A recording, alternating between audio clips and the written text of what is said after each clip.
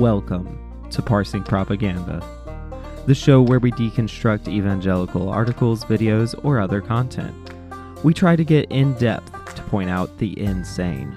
We don't critique for the mere sake of being critical, but rather to educate ourselves and our peers on how both subtle and overt cues from Christian leaders are not simply a point of view. The misleading nature used to promote their cause does great harm, so we must be vigilant in pointing out their manipulation. Let's dive in.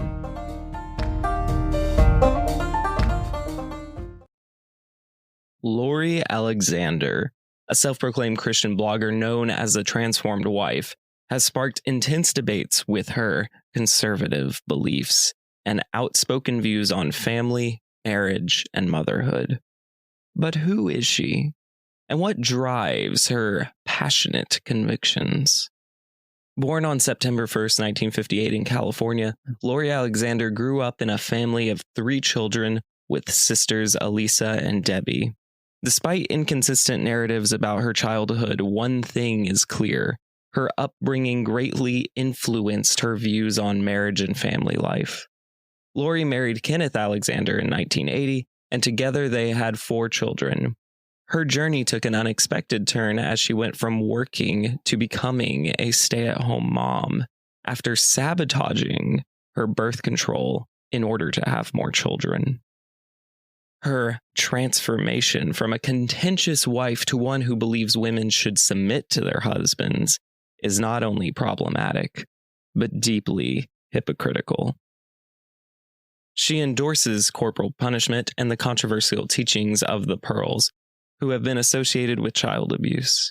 She's also been candid about throwing her children out of the house and her son's use of withholding food as a form of discipline. Perhaps the most iconic tenet of Lori's belief is her stance on women working outside the home, despite having done so herself. She's been vocal about birth control, women's suffrage, and even divorce, even though she has literally been autonomous in birthing decisions, ignoring her husband's desire, and is completely insufferable and a hypocrite.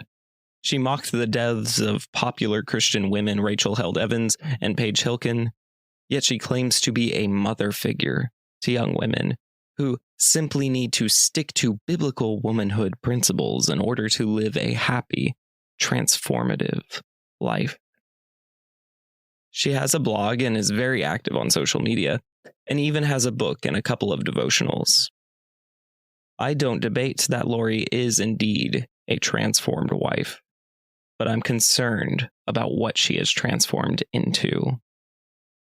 We're going to look at 3 TikToks she has posted and also posted on YouTube, and the first one is the most recent one available on YouTube at the time of this recording, and it's titled The Curse of Emotional Needs.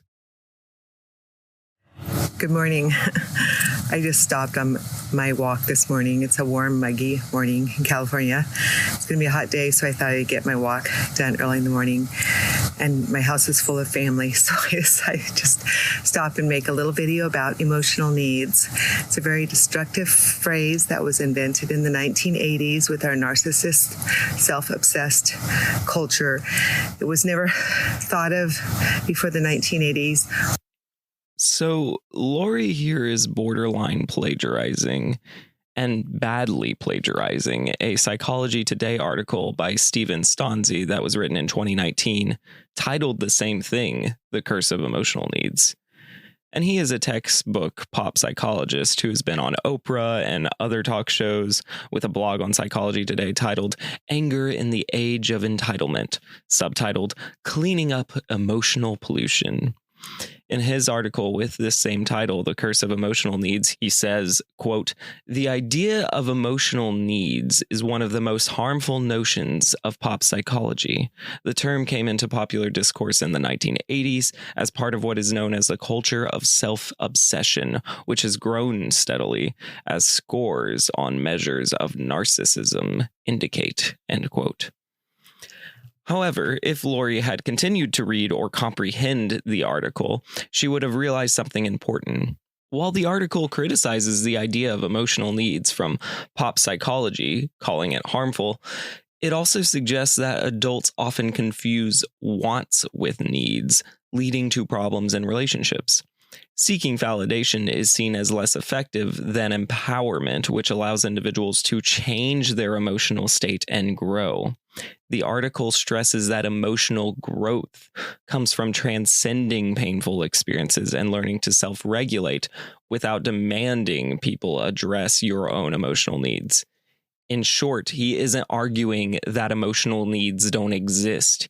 He's arguing they are a starting point and not the end-all be-all of psychology. Even so, doesn't the transformed wife hate psychology? Isn't her parody of this psychologist hypocritical? It's almost as if Christian cultists only use psychology when it helps their case and reject it when it harms their case. Also, the article clearly points out the phrase was not invented in the 1980s. It just became part of popular discourse. The origins of emotional needs go all the way back to at least 1943, before Lori was even born. This isn't a new thing. And lastly, I'm not even that big a fan of this psychologist she's misquoting. I'm no mental health expert, but when one of your books is called How to Improve Your Marriage Without Talking About It, I'm not really going to trust what you say. However, one thing Stonesy argues that I don't think the transformed wife would love is that, according to him, a significant issue with marriage counseling, psychotherapy, anger management, and abuser treatment is that they often have the unintended consequence of worsening relationships. And one reason is that many therapists may inadvertently make women feel ashamed of their entirely natural feelings and emotional needs. Additionally, some therapies often demand numerous weekly 1-hour sessions, which can be burdensome. Moreover, in the attempts to establish a productive rapport with reluctant male clients, counselors sometimes unintentionally reinforce the idea that the husband has been mostly right while the wife has been mostly wrong. And Stonesy's argument revolves around the notion that abuser groups fail because they tend to focus on negative attitudes rather than addressing the underlying core emotional wounds that give rise to these attitudes. In other words, this psychologist thinks women often get the shit end of the stick. But sure, go ahead, Lori, and push the disinformation that emotional needs are somehow evil and always the woman's fault. Women didn't use it to destroy their marriages and their children. They didn't use it as a way to manipulate and control their husbands. Our emotions and our feelings are definitely God-given, the good ones, but then we can use them to manipulate and control other people, especially our husbands, and they're incredibly destructive. Okay, so I know her audience is supposedly primarily women, but it sounds like she's saying women are the ones who destroy marriages, children, and manipulate and control their husbands through using this term emotional needs. I mean, anecdotally, I have seen way more men, like me, and like 10-to-1 ratio men to women, abuse the term emotional needs to manipulate and get what they want. The medical dictionary defines emotional needs as a psychological or mental requirement that usually centers on such basic feelings as love, fear, anger, sorrow, anxiety, frustration, and depression, and involves the understanding, empathy, and support of one person for another. In other words, folks need validation. It seems that Lori is relying on some weird stereotype of a housewife who complains too much in order to get her way. I know I used to use my emotions and feelings to just try to control and manipulate my husband to get my way. Like when you sabotage your birth control without his knowledge, because you usually tell that as the story of what transformed you into this godly wife. And it was ugly and destructive. And I've learned to take every thought captive to the obedience of Christ. Any negative and critical thoughts that I have now about my husband or anybody else, I kick out and I replace them with truth. What does that mean? You don't allow yourself to have negative or critical thoughts about your husband or anyone? Even if that were true, which I don't believe, Assuming you're replacing that with truth is frightening, because as a human, you have negative thoughts about people. Hopefully, you have critical and analytical thinking when it comes to relationships. So assuming you don't, and that any thoughts you have about anyone are not subjective but are truth, and beyond that, thinking that all your thoughts are not criticizing but rather God's truth, is about as delusional and narcissistic as I've ever heard. No one can meet your emotional needs, women. Christ doesn't meet our emotional needs. He wants us to take our thoughts and everything captive to him and live in obedience to him. He doesn't want our emotions to control us. They lie to us. They lead us astray. This is why women are so easily deceived, because we are emotional creatures, but we must use our emotions in positive ways, for laughter, for mourning when there's something to mourn about, for joy, and for good things, but not for destructive, manipulative things that destroy marriages. Okay, Christ refusing to meet your emotional needs is a bizarre take for someone who claims to be Christian. I appreciate the intellectual honesty for her to say that this is all about obedience. You can almost hear her say it's not a relationship, it's a religion. However, your emotions are not evil. Male, female, and everything in between. Emotions are not evil. There's nothing behind the statement that women are emotional creatures except misogyny. Virtually every study ever done on whether men or women are more emotional comes back with nothing. The closest we get is a 1998 quote in the Journal for Personality and Social Psychology that concluded that women might express emotion more than men. And even that was with the caveat that what determines an expression of emotion is subjective, cultural, and up for debate. However, patriarchal teachings have been purporting for years that women have unbridled emotion and that their husbands have to keep it in check through condescending, barbaric, and insulting means. Not to mention, Lori contradicts herself here by saying emotions are God-given, or at least the good ones are, whatever that means, and that you should use your emotions like they are the force or something, for good, mourning, laughing, and other biblical language. So emotions are deceitful unless they're not, which means nothing. Let's continue. So kick that phrase out of your vocabulary. Stop using it. Free speech, anybody? Conservatives support free speech and liberals try to squash it, right? There is nothing more culty than saying, don't feel anything we don't tell you to feel, and don't say anything we don't tell you to say. Don't expect your husband to meet your emotional needs. You meet your emotional needs by taking them captive to Christ and allowing your thoughts to dictate your behavior. So Christ won't meet your emotional needs, but he will brainwash you. Got it. And truth to dictate your thoughts. And this is a far better way to live. And it takes practice, but practice makes perfect. Emotions are a true part of life. When I cry that I stub my toe, I can both think, ouch, I wish that didn't happen, and feel anger, pain, frustration, and regret. Nothing there is a lie. If I chose to punch the nearest person in response, that would be an emotional outburst, as well as suppressing logical and reasonable thought. But the emotion wasn't evil for making me feel that way. It was actually unregulated thoughts and feelings that would cause me to overreact and be abusive. If I choose not to feel my emotions, it might come out in a even more unhealthy way. Again, I'm not a mental health expert, but neither is Lori. But she is giving terrible advice, and at least I've been to therapy. Sounds like she needs some intensive therapy for her internalized misogyny alone. And it's something that's absolutely worth working on because it's a much more enjoyable way to live. And your family and your husband will appreciate it and love having a wife and a mother who's controlled by truth rather than her emotions and feelings. She won't be a ping pong ball going up and down depending upon how she feels, because she will be led by truth. And knowing that the joy of the Lord is your strength is what you need, women, not that your husband needs to meet your emotional needs. Have a good day. Bye-bye. Bye-bye indeed.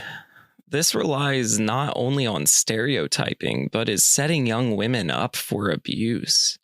To tell young women that their partners should not be expected to meet their emotional needs is confusing at minimum.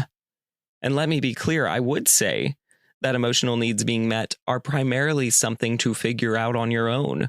You never want to be dependent on someone else for any needs, but especially psychological ones. However, a love contract such as marriage does assume that you will validate your partner's emotional needs and do what you can to help your partner.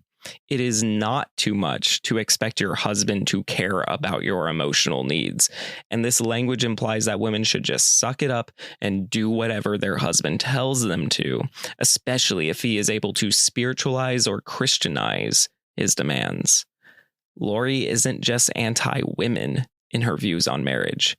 It's her views on women in society as a whole. Here is an anti-women video rife with misinformation titled, "The Reason Women Began Attending College." Good morning. Do you know why women first began attending college?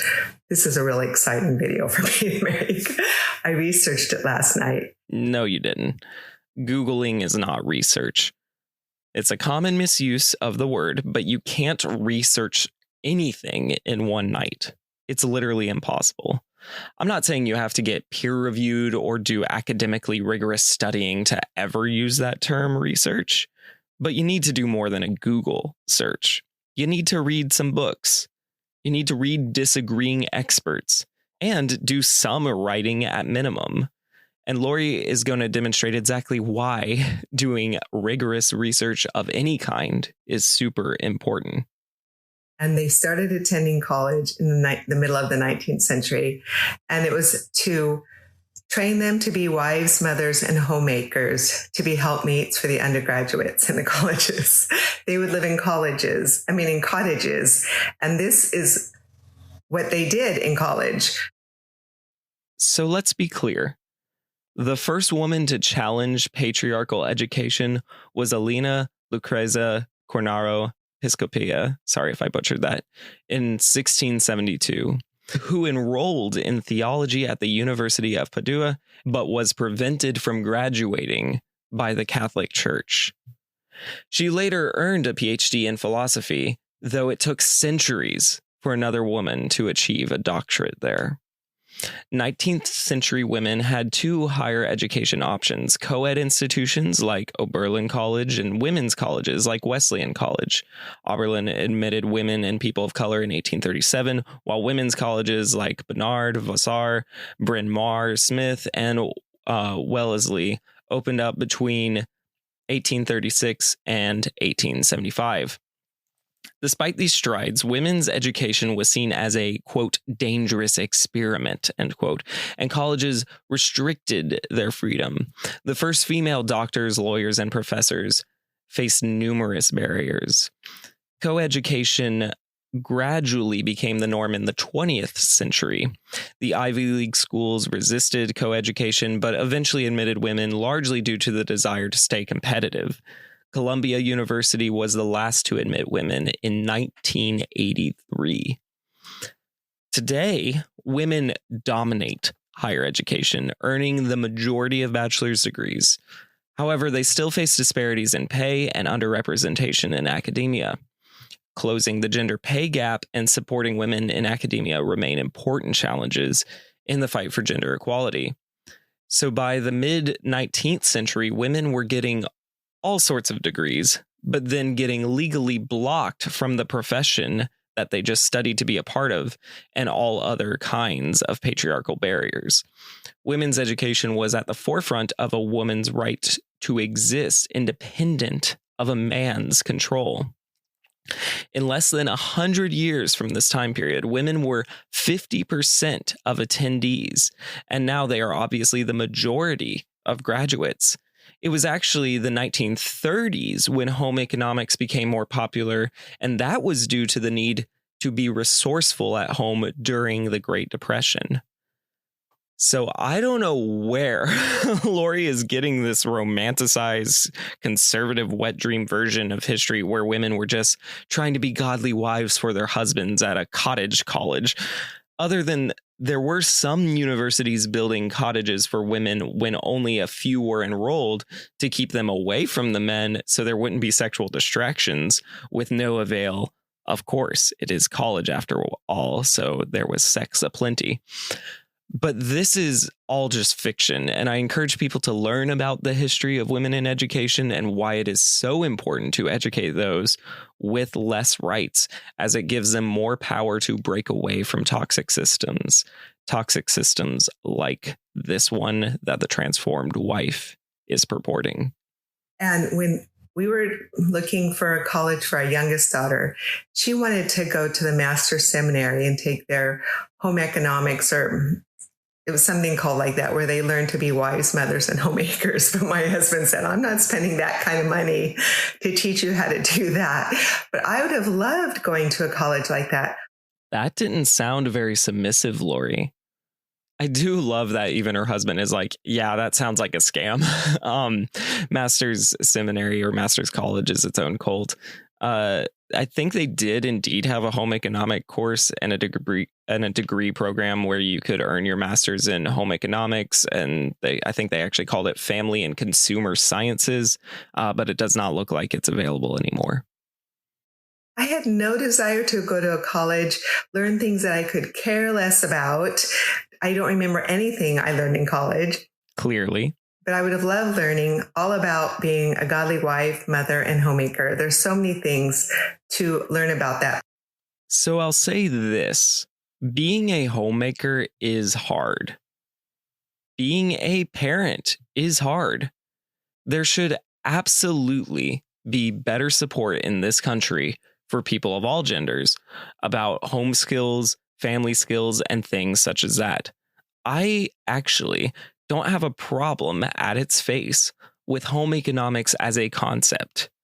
The problem is the subtext that women should have no agency or empowerment to pursue their desired career, lifestyle, and family.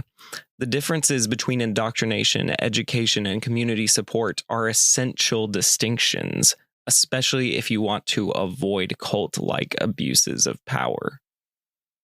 I've been teaching these things for 20 years. I never run out of things to teach women because there's always something new to teach or something to reiterate and expound upon. And even in the area of homemaking, on my Instagram, I share a lot of recipes and what I clean with and what I do around my home. Yikes. Just yikes. So you're a shitty influencer. In 20 years of quote unquote teaching, the most you can think of is recipes, what you clean with, and a vague notion of what you do around the home. You didn't even mention motherhood, which granted, all her children are grown now, but you're not qualified to be giving advice, and you are so narrow-minded. So you promote, good job promoting your Instagram and TikToks. Us creators got to do our thing, but Jesus Christ. So it's just a non-ending amount of knowledge and wisdom to learn to be the godly wife that God called you to be. It certainly is endless what the cult demands. Some call that a moving goalpost, in fact. Mother raising children is not easy.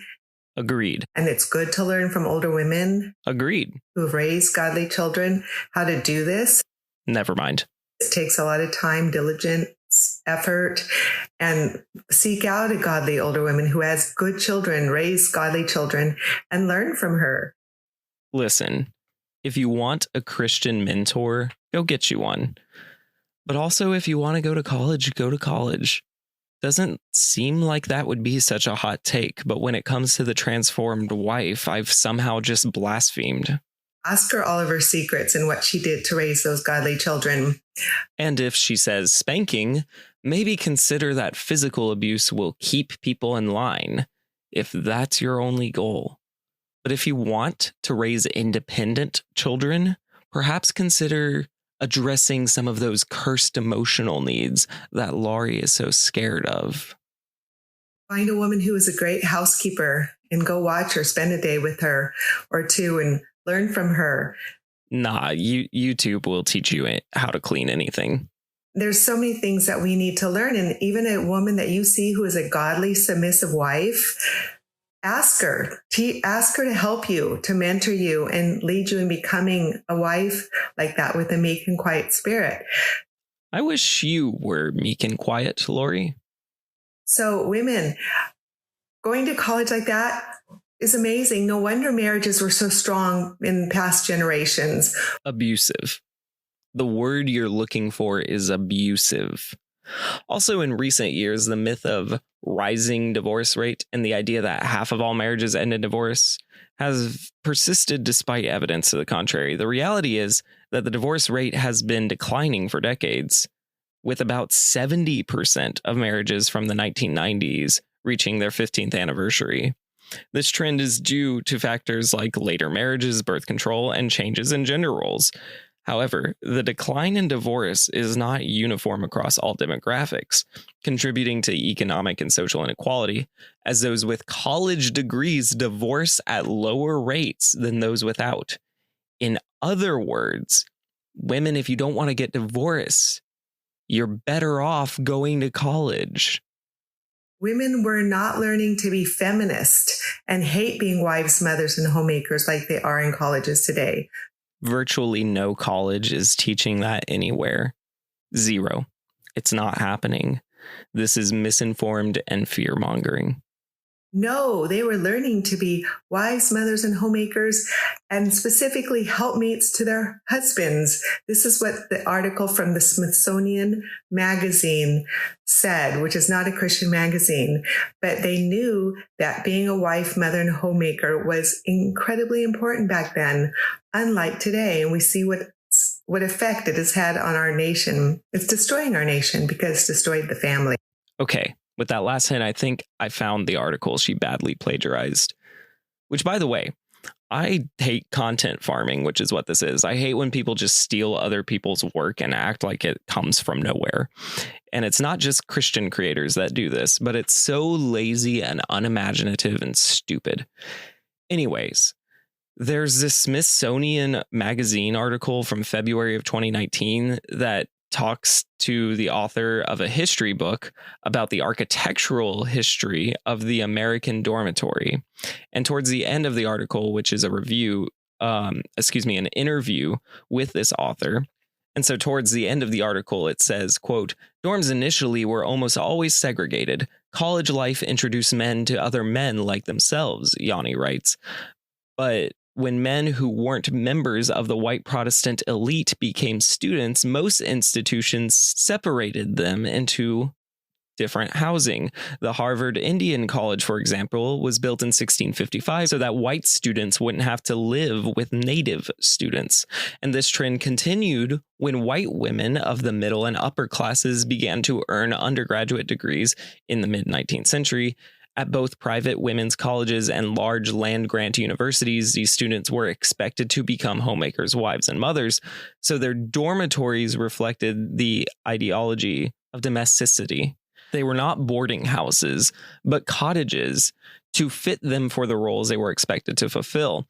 And this reflected a common educational philosophy at the time, as Charles F. Thwing, president of the Western Reserve University in Cleveland, said in 1895, "All that learning and culture can offer to women is for the betterment of the home and to create fit helpmates to male undergraduates," end quote. So you can hear where Laurie is paraphrasing, then adding her own imagination, and then overclaiming. This is describing a particular era, mid-late 19th century patriarchy, not explaining the original reason women went to college. In fact, the whole article is about how college architecture reflects a college's values and ethos, and was using this as one negative example. So whether it's intentional or not, this type of misinformation is deathly to societal health, and Lori is advancing propaganda to a particularly susceptible Christian audience. Now, as anti-women as she is, you'd think it goes against her own self-interest. And she does go against her own self-interest. And what do you call an ideological group that transforms people into acting against their own self-interest? Well, in my world, you might call that a cult. But lucky for me, Lori has a response to such an accusation in her video titled "Living in a Cult?" ? For context, this video was posted shortly after the Shiny Happy People documentary. There seems to be an onslaught of even Christian people who are well known saying that you are in a cult if you homeschool your children. I have no problem with home education. You trust the Lord with your womb. Ew. Okay. Yeah, that sounds culty. Not gonna lie. And allow him to bless you with as many babies as he wants. Again, you have to admit that does sound pretty culty. Also, is it up to God or the person having sex with you? Or a weird mixture of both? At any rate, yeah, that sounds like a cult. You teach your children to obey you. You discipline them consistently. Yeah, I mean, you want your kids to obey you about some things especially when they're young. And, when they're young, occasionally discipline is required. But I grew up in a cult, so I know what's being said here without being said. This slow obedience is no obedience bullshit. Spank your kids often till you break their spirits and then they do whatever you say. That's what's being said without being said here. You protect them from the debauchery of this world. You don't have TVs in your home. Definitely sounds like isolation or containing. So yes, that sounds culty. You're not giving your children smartphones from the time they're young. Well, there you go. I agree. Yeah, don't give your young kids smartphones. That could have negative health consequences. Hey, me and her agree on something. That's cool. You teach your daughters to dress modestly, have meek and quiet spirits, be hard workers at home, and teach them all about the blessing of being wives and mothers. And we're back to culty. Many, if not most cults do this. I hate to break it to you, Lori. That's actually a pretty normal indicator of a cultic group. And you submit to your husband, and he is the head of your home. They will call you a cult. I mean, two things. One, yeah, if you do all those things, I'm suspicious that you are part of a cult. But two, and I don't think this is a mere grammatical slip up, I want to be clear because I've seen this more than once now. I will not ever call you a cult. I will say you are probably a part of a cult. No one person is a cult. By definition, cults are a group. The reason that is important is because I believe in individual autonomy. Cults do not. Notice if I call something Christian, it could be a Christian group or a Christian individual. Christian Bible study works and Christian plumber works. But if I say cult Bible study, that works. And if I say cult plumber, that doesn't make much sense. There's some details missing. Christians become so brainwashed that they cannot separate their group identity from their individual identity. Lori, purposely or not, is framing this whole thing that calling this system a cult is an attack on your personal decisions. But the whole point of calling cults a cult is to argue that these are not individual decisions, but coerced choices that benefit leaders and punish followers. So, Lori, you are not a cult, but you are a part of one. You can choose to ignore that. You can argue why you are not a part of one, but do not misrepresent me and those of us who want you free from the cult. Not just because I don't want you harmed, but because the cult is causing you to harm others, and in this case, especially harm other women. I've seen many, even godly men, doing this to families who are living this way. And it's shameful, in my opinion. I have no idea who she's talking about, but it sounds like she's defending Bill Gothard, the Pearls, and IBLP from the few fellow conservative Christians who critique them. And if she's doing that, then she is absolutely defending a cult. One more even clear cut than the larger umbrella of Christianity. The difference between families who believe all of these things that some may call a cult, and those who are true believers in Jesus Christ, is what is their motivation? Wrong. I could give a shit about people's motivations. The path to hell is paved with good intentions. If I'm motivated by love or by hate and I choose to commit murder, the murder has still been committed. A cult can have great intentions. Cults often do show empathy and cares towards some, just not all. She's so brainwashed that her only recourse of defense against accusations of cultic behavior is to exhibit it by us and theming. Is their motivation to live in obedience to God, teaching their children to love the Lord with all of their heart, mind, soul, and strength, and to love others as themselves. And they're doing this in obedience to the Lord because faith without works is dead.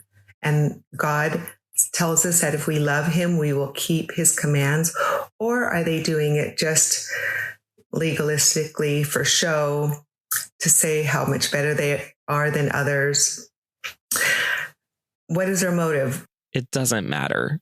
And Lori herself figures that out as she's talking, because she goes on to say, but even so, it's still not a cult. So even if they are legalistically putting on a show, it's not a cult. I mean, I think she realizes that admitting to the cult-like nature of legalists does not help her defense. A cult that shows off is a cult, and a cult that is in secret is a cult. A cult that is strict is a cult, and a cult that is relaxed is a cult. But for her, the thing that proves she isn't part of a cult? All of these commands can be supported by Scripture, clearly in Scripture. First, even if they were supported by a book or books or God's word or whatever you want to call the Bible, if the outcome is a controlled environment that contains people to narrow-minded thinking and has mechanisms to convert others, that's still a cult.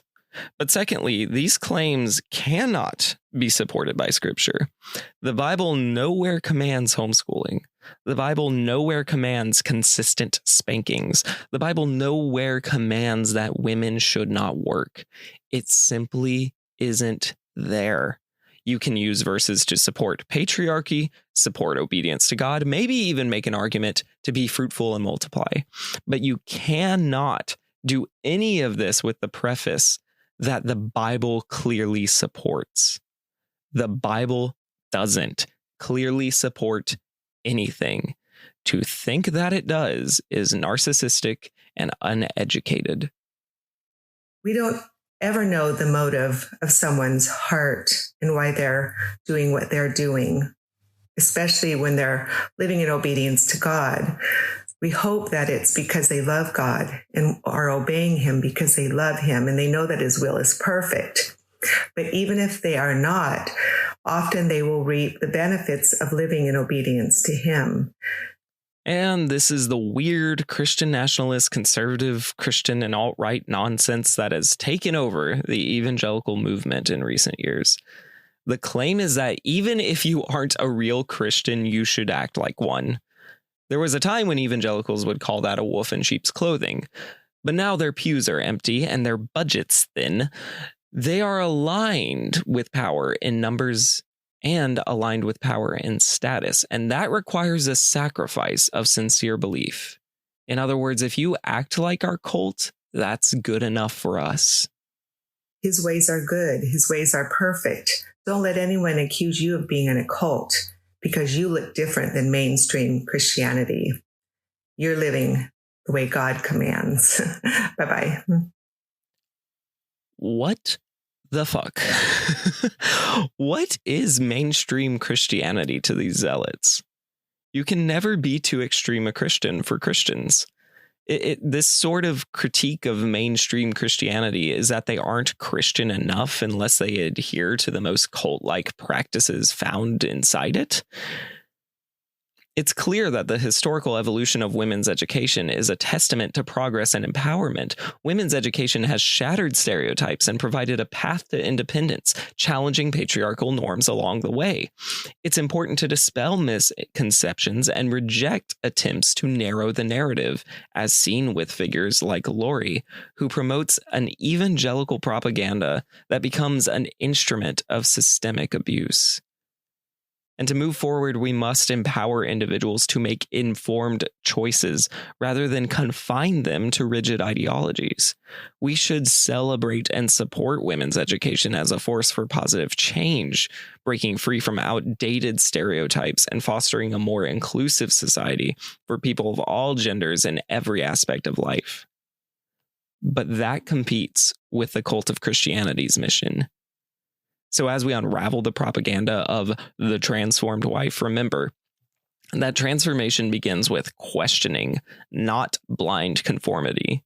You don't need to be transformed into someone else's mold. You already are a masterpiece in progress.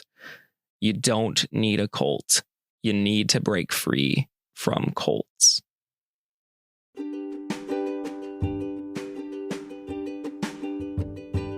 Thank you for subscribing for this additional content. Be sure to tell others about the cult of Christianity as well as the benefits of becoming a subscriber. Feel free to reach out to me via social media if you'd like, or leave a voice message through Anchor if you want to be featured in one of the shows. Stay safe, be smart, and have a great day.